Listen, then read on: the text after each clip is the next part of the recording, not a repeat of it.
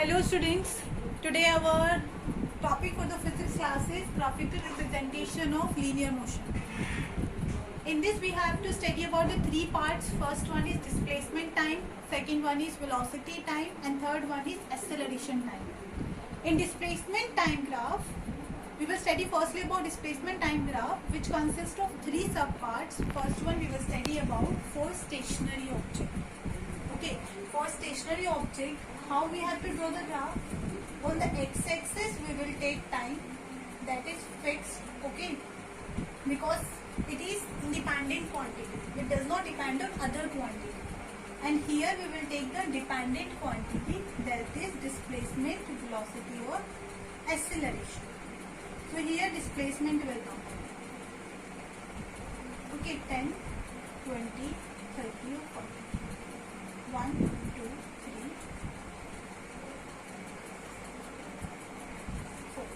Now for stationary means what?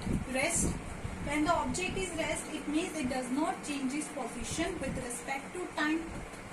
Okay, if at first 1 second, if it is at 30 meter, then at 2 it will be at 30 only. After 3 seconds, it will be at 30 only. It means when you join these points, you will get a line which is parallel to the x-axis. This is the graph for the stationary object. Okay, next we have to draw the graph for the velocity time, for uniform velocity. Now for uniform velocity, x time, y displacement. Uniform velocity means what? Equal change in displacement in equal interval of time.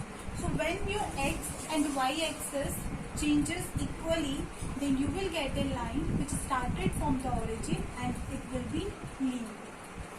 Now for third part, you will draw for non-uniform velocity. For non-uniform velocity, what you will get? You will get a line which is non-linear because there is unequal change in displacement in equal interval of time. Okay. Our next topic is velocity time graph. Okay, now we have velocity time graph. Firstly, we have to study about for uniform velocity. On the x-axis, we have taken the time. On the y-axis, we have taken the velocity. So, for uniform velocity, you will get a line which is parallel to the x-axis. Okay, now next one is for uniform acceleration. Now, for uniform acceleration means there is equal change in velocity in equal interval of time.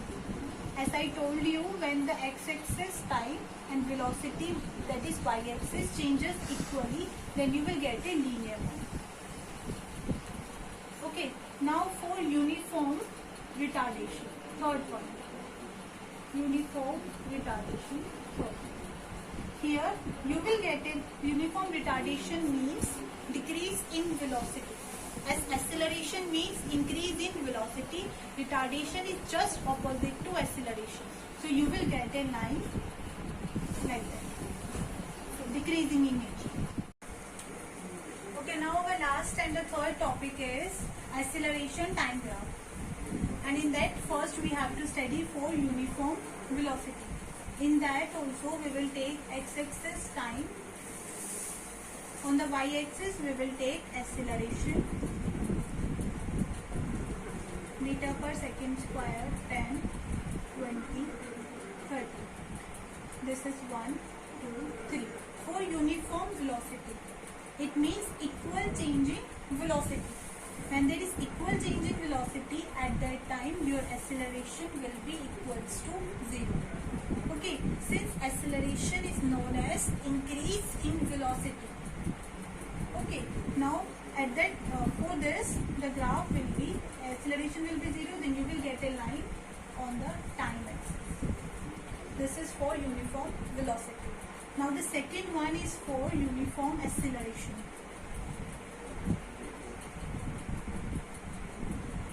For uniform acceleration and retardation.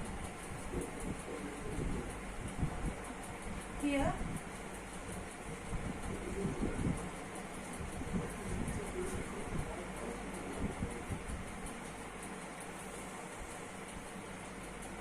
So here what you will get, if you get a line parallel parallel to the time axis in the positive direction, then it is for uniform acceleration.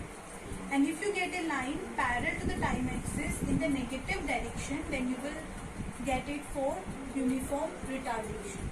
Okay, this is all about graph. Okay, we have a new concept now to solve the numericals. If we have a displacement time graph and we need to calculate velocity from that graph, then for that part we have to calculate the slope. Similarly, if we have the velocity time graph and you need to calculate the acceleration, you need to calculate the slope. Okay, now here, just opposite of that, if you have acceleration time graph and you need to calculate velocity, you will calculate the area there. And here, if you have velocity time graph and you need to calculate the displacement, similarly you will calculate the area. Now let us take an example for that. Okay, now next we need to calculate the acceleration here. For acceleration, how you will calculate the acceleration from velocity time graph? You need to calculate the slope there. Okay, now what's the formula for the slope? The formula for the slope is y upon x or y2 minus y1 upon x2 minus x1. This is the formula for the slope we have. Slope means inclined plane. This one. Here like that. Okay. Now here, from A to B we will see there is no slope. We have a straight line here. If there is no slope, it means at that point the acceleration will be equals to 0 here. Now from B to C we have the slope here. So how we will calculate the slope? From where your graph start, you will mark that point y1. And where your graph ends, you will mark this point y2. Now on the x-axis, similarly, from where your graph starts, you will mark it at x1 and this one will be your x2. Now just place the formula, that is slope is equals to y2 minus y1 upon x2 minus x1. Y2 value is on the x-axis 0, y1 is 20, x2 is 13 minus 5, which is equals to minus 20 upon 8 meter per second square. The value comes to be negative since there is decrease in velocity, or we can call it as retardation. Okay, now our next topic is we have to derive 3 equations of motion. Okay, from the velocity time graph. So firstly we have to draw the graph. Let us assume that our object starts with a uniform velocity and from this point with a velocity u. Then it travels and reach here. Here the final velocity will be equals to v. So from this graph, firstly we need to calculate the acceleration. Just to solve this graph, now we will simplify it. Now we will draw a line parallel to the y-axis here and a line parallel to the x-axis. Here this one complete line will be equals to v. Since this one is in the form of rectangle, so this line will be equals to this. So this u will be equals to here. If it is v, this one is u, then this part will be equals to v minus u. Okay, and this one we take is at t. And this is also t. Now we have to just solve it. Acceleration, from the velocity time graph, acceleration you will calculate by using slope. Okay, the formula for that part will be y2 minus y1 or is equals to y upon x. Now for this part, this is the slope. Now what's the value for this? This one is the y and this one is the x. Okay, the value for the y is v minus u and for the x is t. So a is equals to v minus u upon t. When you simplify it, you will get at is equals to v minus u, which is equals to v is equals to u plus at. This is your first equation of motion. Okay, now next we have to calculate the distance traveled by this graph. Okay, this one was the velocity meter per second and that one was the time. Now for the velocity time graph, if we need to calculate the distance, we will calculate the area here. So area, which is equals to, here distance is equals to area of rectangle plus area of triangle. Okay. Now area of rectangle is equals to length into breadth, where length is equals to t and breadth is equals to u, plus half. For the area of triangle, you have this base t, okay, and the height is v minus u. Can you write this one as ut plus 1 upon 2 v minus u into t. Okay, now from first equation of motion, v is equals to u plus at, you have to calculate the value of v minus u. Okay, this value you have to place over here. So here it will come ut plus 1 upon 2 v minus u, you will write at multiply by t. So that is equals to at square. That is equals to s. This is your second equation of motion.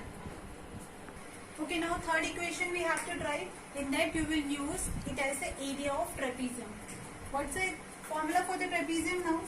Sum of parallel sides into height.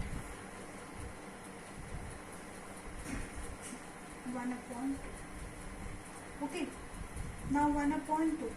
Sum of parallel sides, this one first and that one second. They both are parallel lines now. Sum of these two parallel lines. This part is equals to u and that part is equals to v. Multiply by height. Height means distance between these two parallel lines. That is equals to t.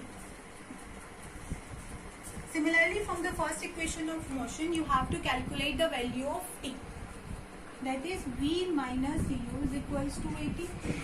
T is equals to v minus u upon a. Just place this value in this equation. Then you will get 1 upon 2 v plus u. T will be equals to v minus u upon a. Okay, now here distance we have calculated now. So s is equals to a plus b, a minus b. So that is a square minus b square upon a. Okay, now just simplification we have to. Here it will come s is equals to 1 upon 2 v square minus u square upon a. Simplify it, you will get 2as is equals to v square minus u square, and v square is equals to u square plus 2as. This is the third equation of motion.